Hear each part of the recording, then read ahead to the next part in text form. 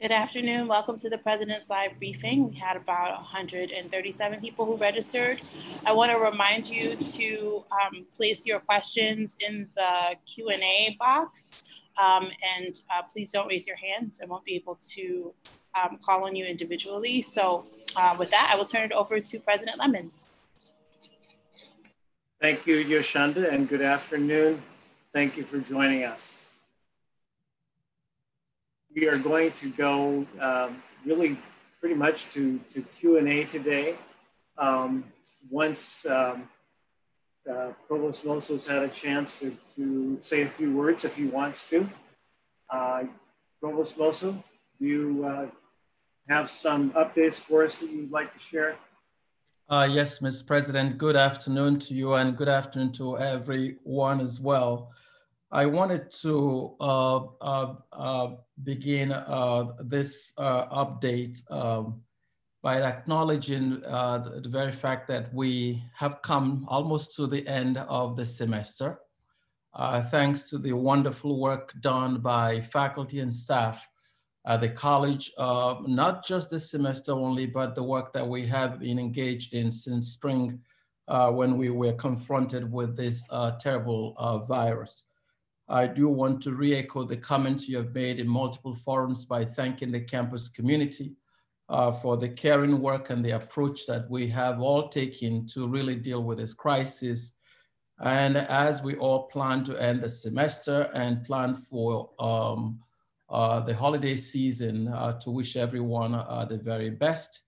And certainly also in the spirit of planning for spring 2021, that plan continues and we will return back to the campus similar to the approach we've taken this semester, planning for a virtual or online experience. We anticipate, however, that given the good news that we have about the vaccines in progress, that we will be looking forward to a time when we will all return back to campus for in-person experience as well. So that's what I wanted to begin with. There are a number of good news that I also want to share with the campus community as we wind down the semester. A group of faculty members and a group of staff indeed have been working together over the last several months. And just last week, we did receive some very positive news from the Teagle Foundation that the grant proposal we submitted for planning work will be funded. And that planning allows us to really take a very careful look at our general education curriculum, identifying an approach that allows students, particularly transfer students, to look at transformative texts from across the multiple disciplines in a way that allows them to really become more immersed in a number of those student learning outcomes that are part of the college's institutional learning outcomes. So if anyone understands the Teagle Foundation, you don't just apply to them, they ask you to apply. And so they reached out to us last year, and through that engagement with our advancement office, we were able to submit an abstract, and they reviewed that abstract and were very impressed with it. And then they asked their program officer to engage us, and they have indeed been engaging with us the last several months.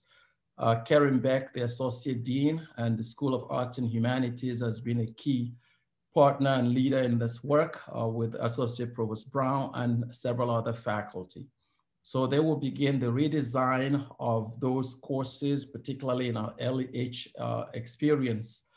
And then with a plan to offer them in summer. Interestingly also, as a consequence of this engagement with the foundation, they've asked us to begin to think of a larger grant beyond the planning grant that would allow us the opportunity to scale this work, curricular work across the campus. So that's some wonderful news I thought I'd share with the campus community. There's also another good news, Mr. President. On the grant front, we were approached by another organization here to put together a proposal on what's being called the Bronx Recovery Corps, fairly similar to the Peace Corps experience, but in this particular instance with a focus in the Bronx. And it allows us to rethink a curriculum in a way that allows for experiential learning, applied learning for our students. But that applied learning will be in the form of a paid internship opportunity. Last week, again, we did receive grant funding for that, and we will begin that initiative next semester. Again, this is work led by our faculty and staff. Amanda Dubois in the Office of International Programs and Community Engagement has been a key leader here. Teresita Levy and the Associate Provost, Dr. Brown, and a number of other faculty, Dr. LaRose, and so on across the campus. This is really the beginning of what we anticipate would be another larger grant potentially. I want to thank our Vice President for Advancement, Ms. Susan Ebersol, was being really a key partner on these two grants that will allow us the opportunity to expand our experiences for our students.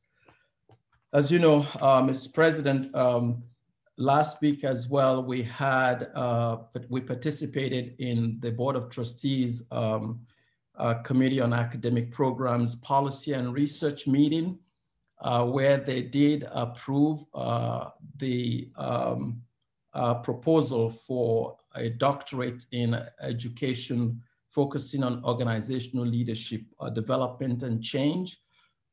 This is a doctorate program sponsored by the School of Education through the Department of Counseling, Leadership, Literacy, and Special Education. It will be the first of such program within CUNY because it is interdisciplinary, it is online. It targets not only those in the educational sector or community, but also those in the nonprofit sector as well. And so this took really about a year or so to walk through very aggressively to address this important need within our community in the Bronx for leadership in those sectors and within the New York area as well. Dr. Janet DeSimone and the former dean of the school, Gayan, have been key partners in this work as well. And I want to thank you, Mr. President, for the initial seed funds that you provided us to be able to engage in this important curricular work. Our sense is that we will get the full board approval at its next meeting before the end of the year. And then the implementation of this important program will begin in fall of 2021, all things being equal, as soon as we receive also final approval from NYSED, the New York State Department of Education. So that's wonderful news on that front. There is also another important development from the School of Education that has to do with a master's program in mental health counseling. This is an important area given the challenge we face across the country and within New York and our schools. There will be really a huge need for mental health counselors across our schools. And so our ability to be part of this process through our curriculum, our degree program offerings will be an important contribution to the needs of the region. I must say also that these initiatives that we are putting in place, in particular the curriculum piece, they have a lot of implications for us in terms of generating additional revenue to the college that would help move or continue us on the path towards sustainability in this regard. So I am immensely grateful to the School of Education for the leadership they have placed in advancing us in this work. I also have to share with the campus community, Mr. President, that earlier part of the year, this semester, you did approve the request we had put in place for some $80,000 to allow us to explore curricular improvements in 14 other areas. That work has begun across our 4 schools, and one such program is the Doctorate in social work that's being explored through this School of Social Work. And it's also an important area of need within the region.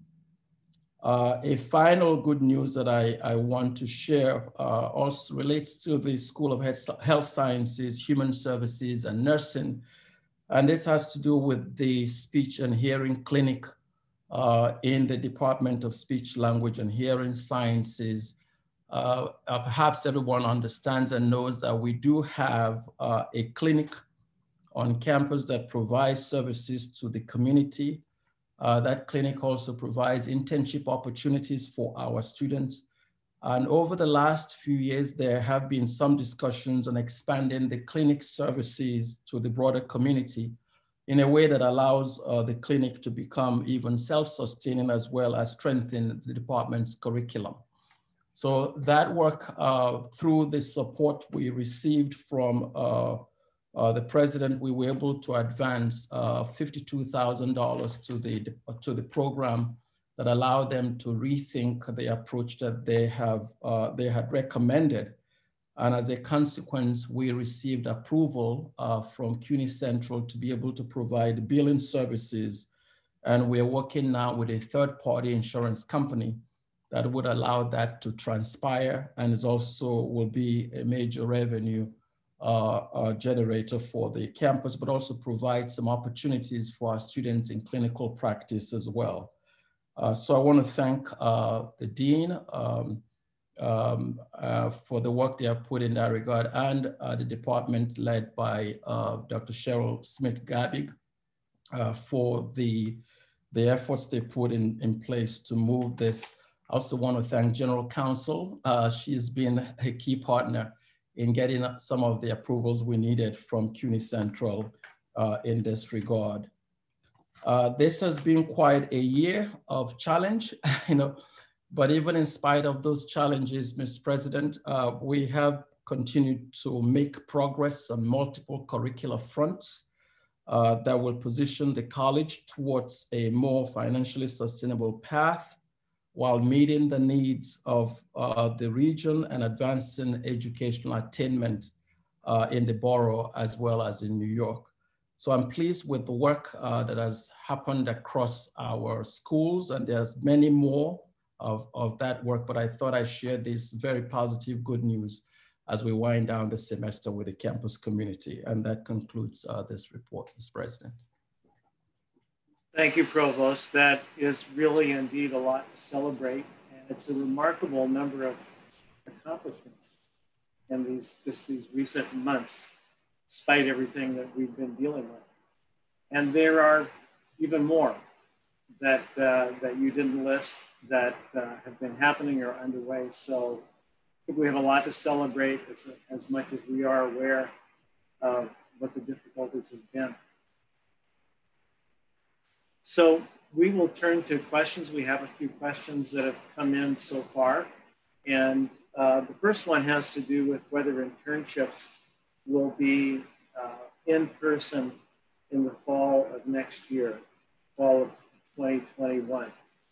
And Provost, you may want to respond to this. My initial response to this is that we're all watching the news and we're very hopeful about what we're seeing, that we're seeing 2 vaccines and expect more to be very soon available. One is actually approved now in the United Kingdom, and we expect approvals, probably vaccinations, to begin at the end of December.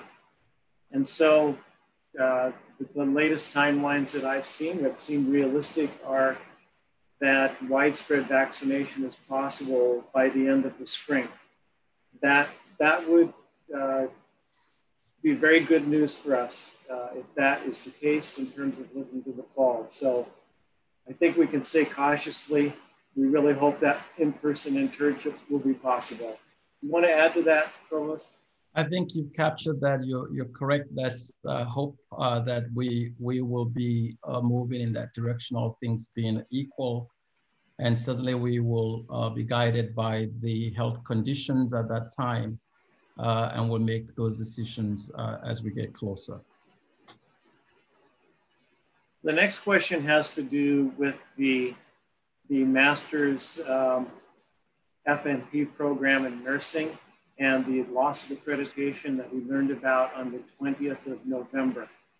What is being done for students who are currently enrolled, and particularly in terms of their ability to sit for the exams. And Provost, I think I'll ask you to answer that. I know we had some very recent development, 2 days ago, around one aspect of this.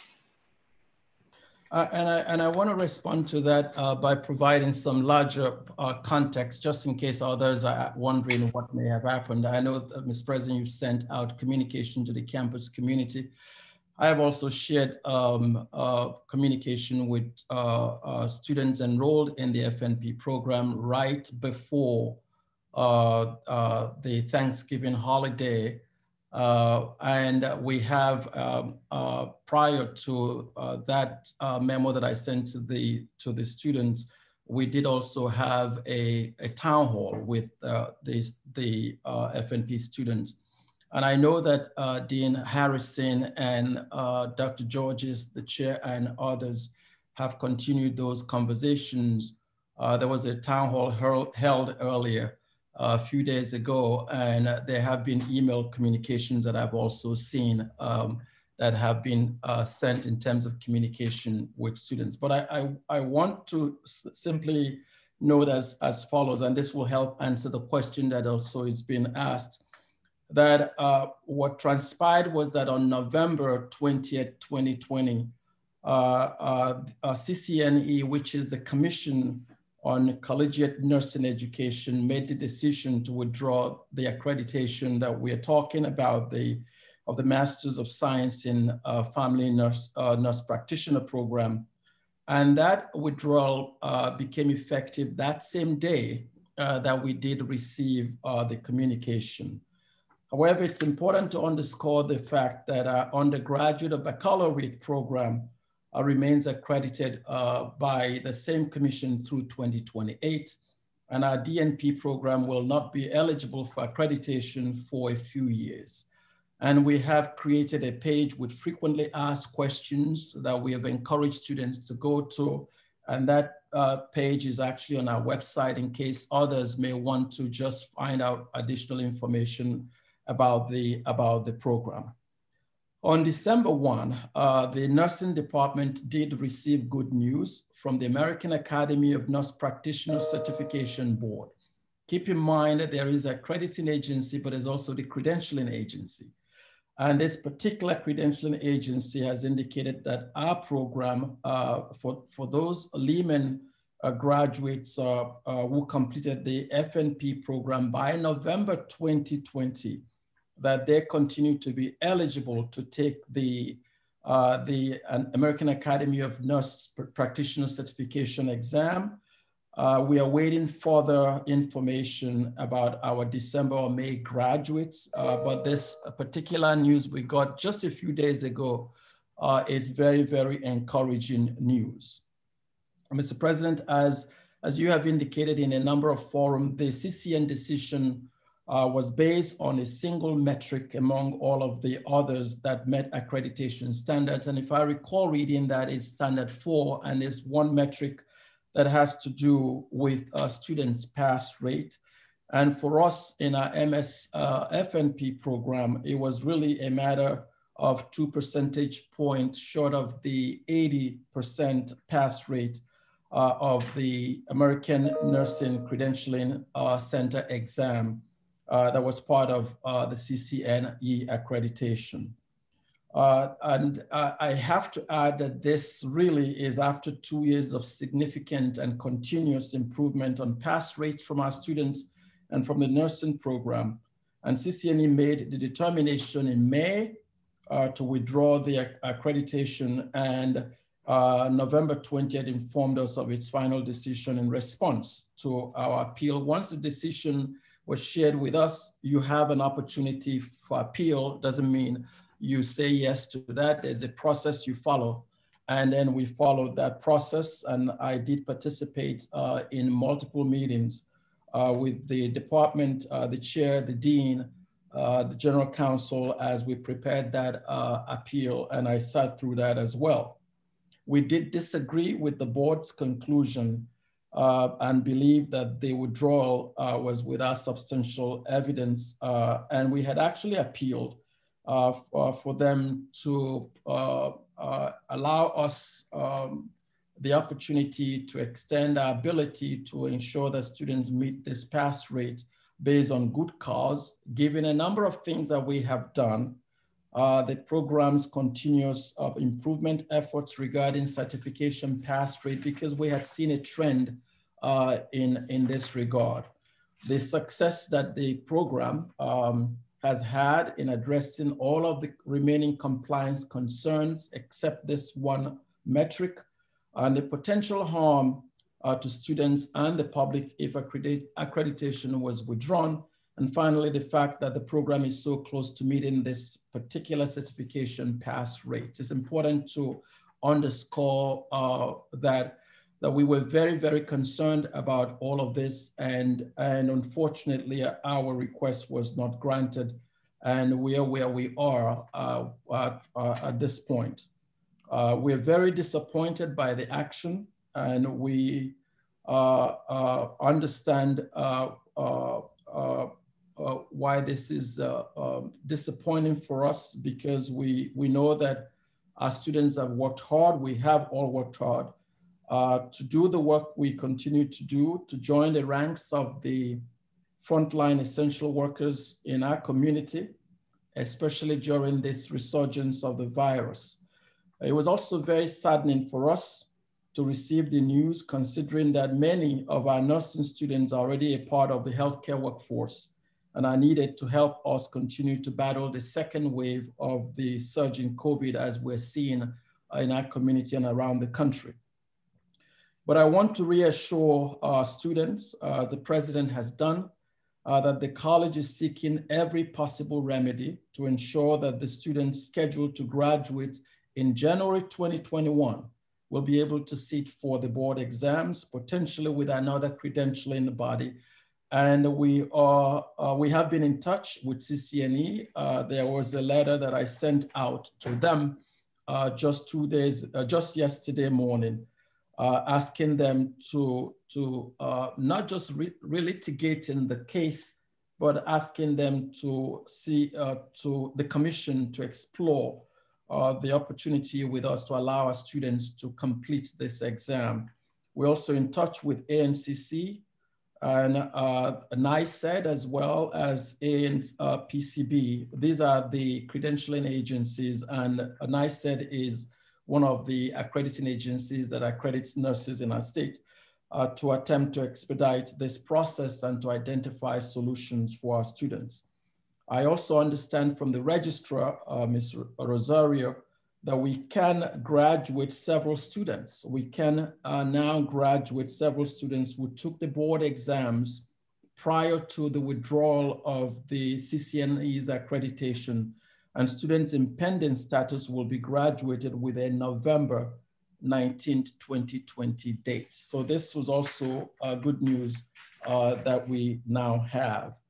The nursing department is in the process of developing roadmaps for existing cohorts to help them navigate this development, and is in the process of developing a long-term analysis of the department's curriculum and other aspects to determine areas where we have opportunities for further growth. We honor the work and great sacrifices of our students, the work and sacrifices that they have made as licensed registered nurses, the losses they may have witnessed professionally and personally, not only on the front lines of the COVID crisis, but also on the sacrifices that they have made in pursuit of this highly specialized certification. And we understand that they chose Lehman and our program to advance their careers with the goal of not only graduating with a master's degree, but also to have the ability to seek national certification as a family nurse practitioner. We continue to keep them informed, and we will have every channel that we have open to listen to them, to respond to questions as we've just received just a moment ago. And I am also in communication with the nursing department leadership to ensure that we respond to the students' concerns as well. The President's office has also been very, very actively engaged in this process to ensure that we support our students. A final point I want to note, and I know this has been a question asked about refunds.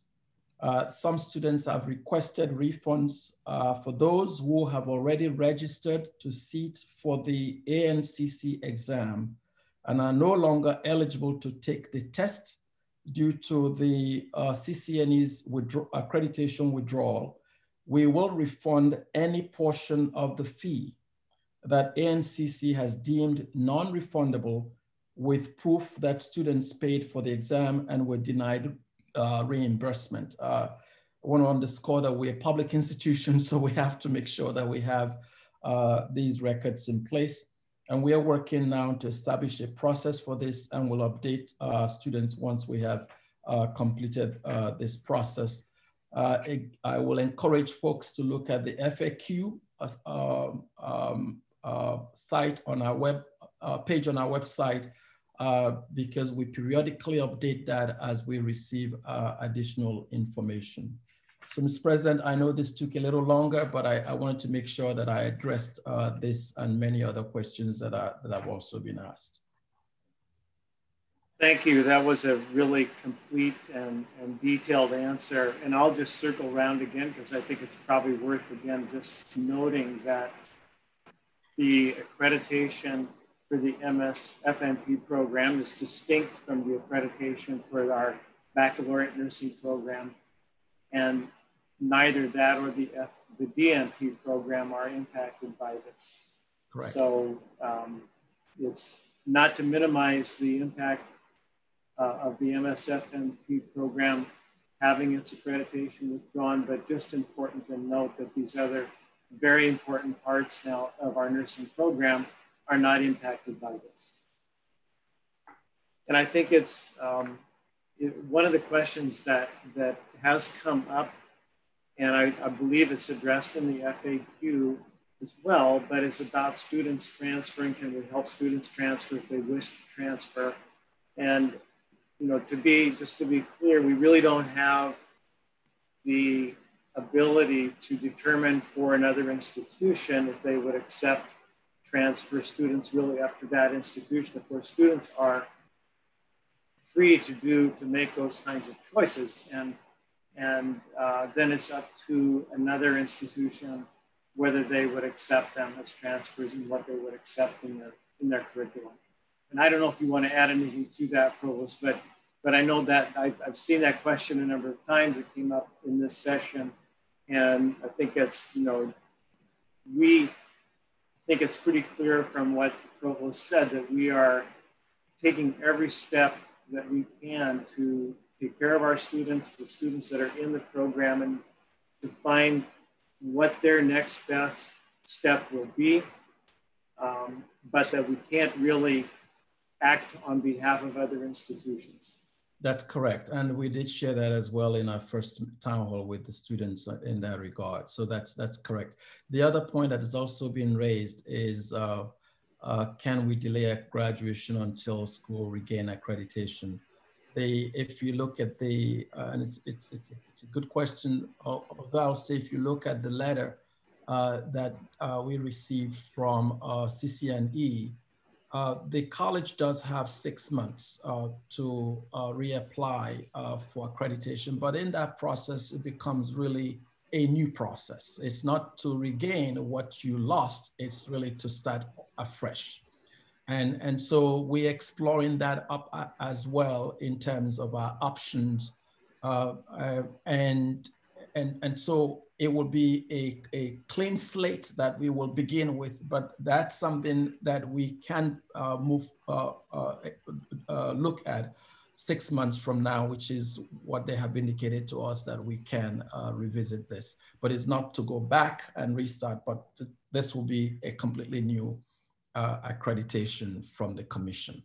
I'm mindful that it means we'll have to submit a self-study, we'll have to submit everything that has to meet all of those standards, and then it will be another 5 years, and then we work in that regard. So we are looking at all of the options. I don't want to suggest that we will delay graduation because there are a lot of other options that we're looking at. And so as we get that information, we will pass that to students, and that will shape how we respond to this as well. I know we are also responding. We're part of an accrediting agency, Middle State institutionally. That question has also come up. Does this have any impact, Mr. President? And we're working on a response to Middle States that this does not have any impact on the rest of our programs, so that folks know that this is a very tailored action based on one metric, and we will respond with a report to Middle States in that regard as well. So you raised a really good point in discussing the process of gaining accreditation for that program, and that it's a fresh start and you start anew. And it might be worth saying that with the DNP program, for instance, it's very similar. When you start a new program, you get approval to offer that degree, but you have a period of time, and it's usually 5 years, before you get full accreditation from that. You actually have to have graduated students from your program, and there are a number of metrics that have to be met to gain full accreditation. That's when all new programs begin. I know I was involved in that process when the American Museum of Natural History began its graduate school. Part of the initial process, 5 years later, I led the review team that presented to NYSED, and that's when they got their final accreditation. That's correct. After 5 years of running that program. That's correct.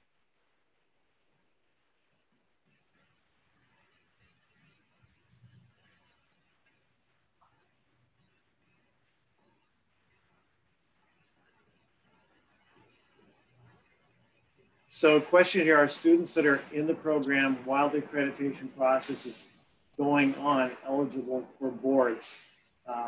Assume that's for certification exams that we're referring to. Do you want to comment on that, Provost? That's what that's what I mentioned in my in what I have shared with, given this very broad picture. We have approached a number of boards, and we are working with them. And as soon as we get something positive, we will share that with our students. The credentialing board body that CCN is aligned to is not the only credentialing entity. And that's why we have begun these discussions with the other boards as well. As soon as we get positive information, we will be able to, or any information, we'll be able to share that with our students.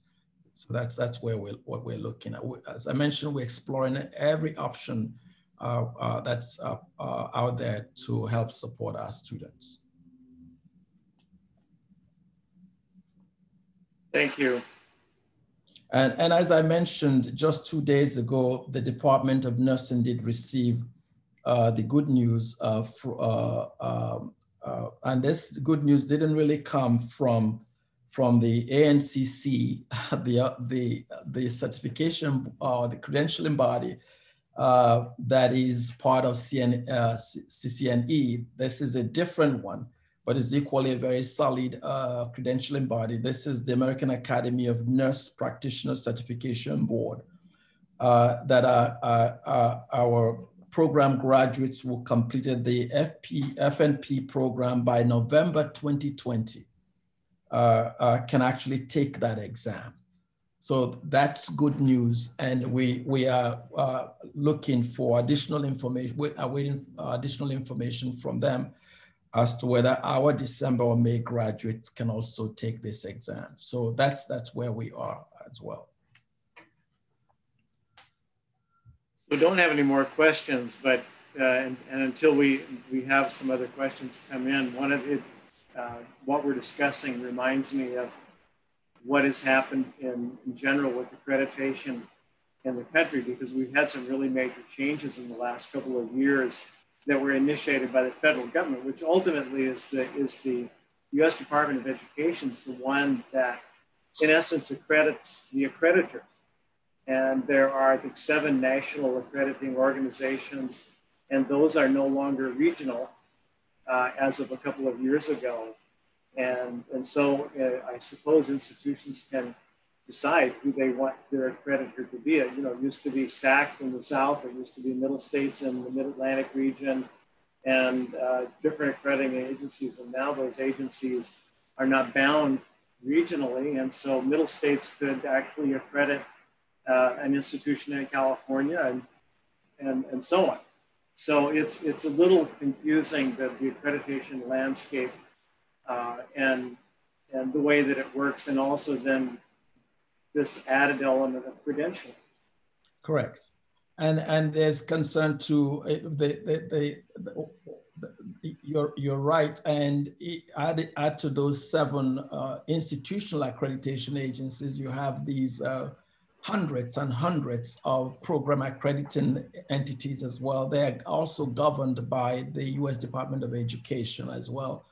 And so the U.S. Department of Accreditation accredits them to be able to accredit institutions. So CCNE is one of such entities that is accredited by US DOE, in addition to these other 7 national entities that are no longer regional but national, and they're also international, by the way. That they can accredit institutions in other countries, which many of them have been doing for years. So that's the landscape that we are in at this moment. Right. And it's, question there was about, is the Middle States now a nationally accrediting body? And the answer is yes, it is. And actually it's international, because Middle States also accredits institutions that are outside of the United States. So it's really, not only do we have now these 7 major accrediting organizations that a college or a university would be accredited for, but we also have this still differences between these accrediting institutions. And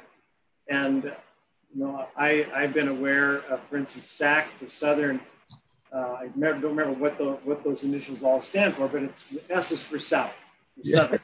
And SAC has always been notorious as the most difficult and demanding accreditor. And I've actually experienced that, fortunately not directly, but indirectly. And so there are differences between these accreditors. And one thing the US DOE, US Department of Education, has been attempting to do over the last few years is to harmonize the accrediting approach. I'm not sure how far that has proceeded, but that has been one of the things that there's been an attempt to do. Of course, with a change in administration coming in January, that may change again. That is very true. And indeed, what you just mentioned about a potential change in January was echoed at a meeting I was in yesterday. I am on the board of the National Association of Chief Academic Officers, and that was actually one of the discussions at the board meeting, that we don't know what the Biden administration will do when we come to this harmonization that the current administration was trying to do. I have served in 3 of them, the Southern Association of Colleges and Schools, SACS. You know SACS, right? I know SACS very well, and I have And it's quite a rigorous challenge, and it has more institutions than you would, any other part of the country. Over 800 institutions that it serves, compared to the West Coast, the WASC, the Western Association of Colleges and Schools Commission, which has 100+ and serves institutions in the West Coast. And then we have Middle States. So each one is very different. But what they have all focused on are those standards about governance, about quality assurance, institutional effectiveness, planning, and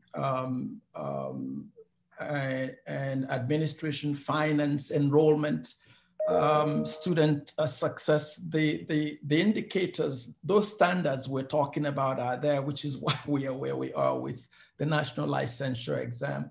So you still see those common themes across all of the institutions, and they're always looking at those as red flags. If enrollment is up or down, what does that mean?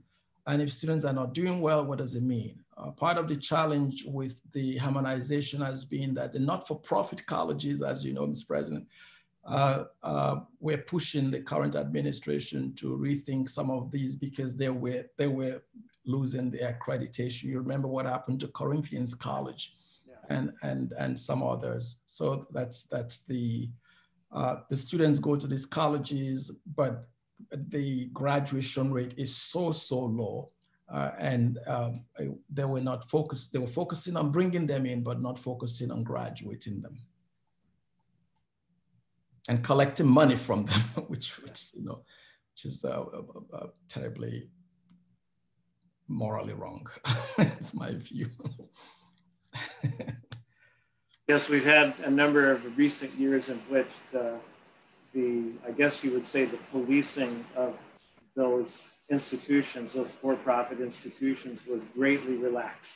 That's correct. Compared to what it had been. That's correct.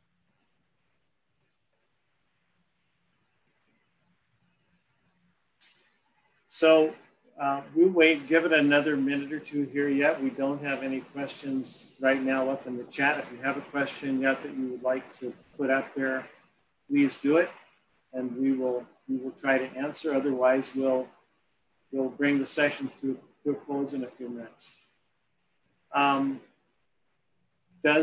Here's one, does CCNE, ENAANP recognize Middle States as a credentialing body for as far as board certification and eligibility? The answer is no. It's a good question, though. Yes.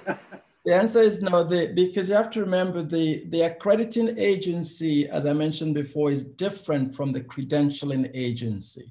The credentialing agency really has responsibility to administer the exam that allows students to be certified as practitioners in that. That's separate from what the accrediting agency does, is to ensure that there is quality across all of those standards.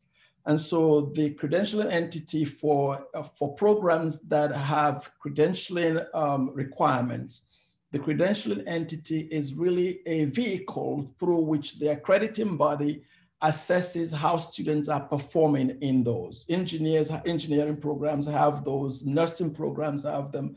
There are a number of programs that have those credentialing exams that they have to take. It's not every one of our programs at the college that is programmatically, disciplinarily accredited. But because we are accredited by the Middle States, then we and of course NICED, we can offer all of our programs, but there's no requirement for an exam that an entity could, that looks at a program could conceivably use to assess whether a program meets all of its requirements. In this particular instance, CCNE requires that certification, and they placed it at 80% of pass rate. And we were at 78%. And it's been, we're making progress. But 2 points short of 80 was not enough for them. We made this case that we've been making progress. And in fact, a set of our students who took the exam, 37 of them, 31 had over 80%. But they didn't consider that part of what happens is that they aggregate the data. They aggregate the data for the year. And part of the challenge we had was that some of the students who, before we had this new policy in place that now requires our students to take the exam, not necessarily pass it, but take it before they graduate. You have to do it now before you graduate. That was the requirement put in place last year, but it took us time to get it passed through our curricular approval processes. Prior to that, that was not a requirement. You still get your master's. Students will move on, graduate, and then they come back a year, 2, 3 later down the road, and they take the exam. By then, you would have lost some of the new knowledge that you had that would have made it possible to do well. And then when they aggregate the result for those who took the exam for that year, the numbers are what they are. And that's the challenge. Every entity does it differently, but this is how CCNA does it. And certainly it affected us this way. It's unfortunate, but that's where we are. We have a question here on another topic, which is about the spring term and whether the Apex will be reopening in the spring for students to use. And I think it's pretty safe to say that the Apex will not be reopening in the spring for students. In fact, the campus will still be remaining under the same kind of access regulation that it has been, which would be only coming onto campus if there's a course that students are taking that is offered on campus. And we know those courses will be offered, but to a very limited degree and under very carefully controlled conditions so that we're not putting anybody at risk. And then there are a number of other individuals coming to campus, buildings and grounds, security, faculty occasionally come to campus for other than teaching if they need access to their offices, and staff also come to campus if they really need to be on campus to do some of their work. But by and large, the spring will be very much like the fall, at least at the very beginning into the middle part of the spring. And we will see as we get into the spring, maybe we will be pleasantly surprised at the pace of vaccination at the time course of the pandemic in our area. And that will happen a little faster. But at this point, I would not count on the Apex being open in the spring term.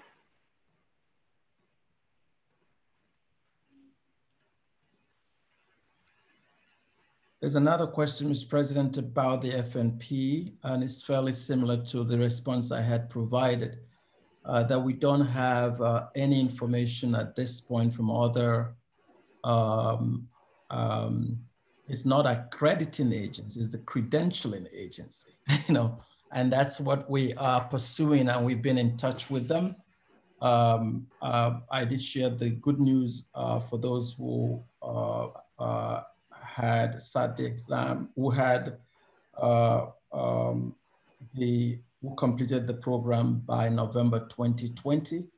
What we are waiting to hear from these other agencies is their ability for those who completed later than January or December or May, whether they can also sit for that same exam. And that's where we are. So as soon as we hear from them, we will share this, we're optimistically waiting that this would happen, but we don't want to say yes until we've heard from the credentialing agencies that we have approached. Great, thank you. There is a question that that was there before on Mr. President, on the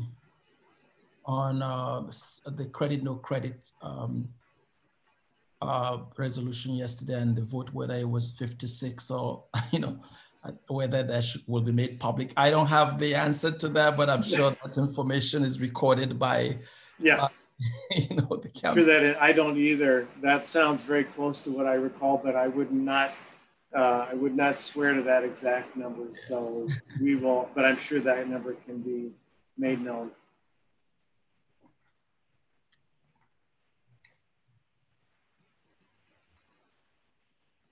No, I think what we may have or may not have other questions about the nursing program, but one of the things that I really want to emphasize is that I don't think Provost Nwosu goes to sleep at night or wakes up in the morning without thinking about that program. And I know that's true of Dean Harrison, Chair Georges, and the faculty in nursing.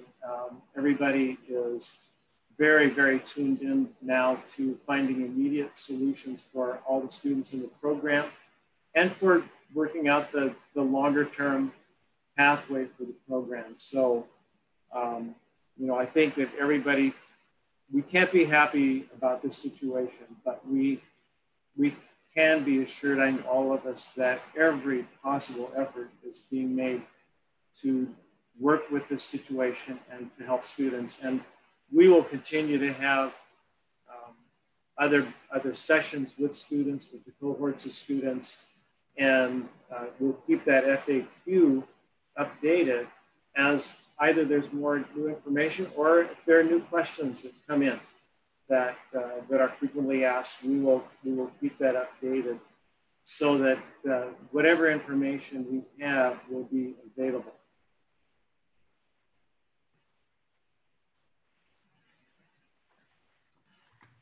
So we don't have any other questions that have come in, and we are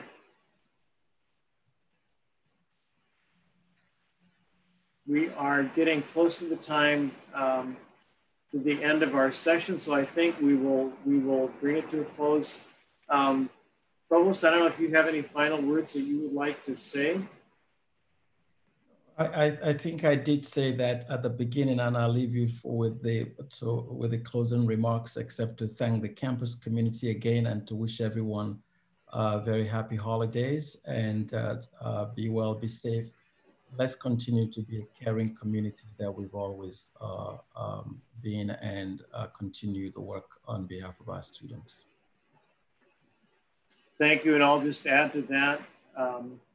I know that we will have one more briefing, at least we plan to have one on the 17th. So that will be the final one in 2020 and the final one before the holiday. But I also know that's after the term officially, at least classes are officially over.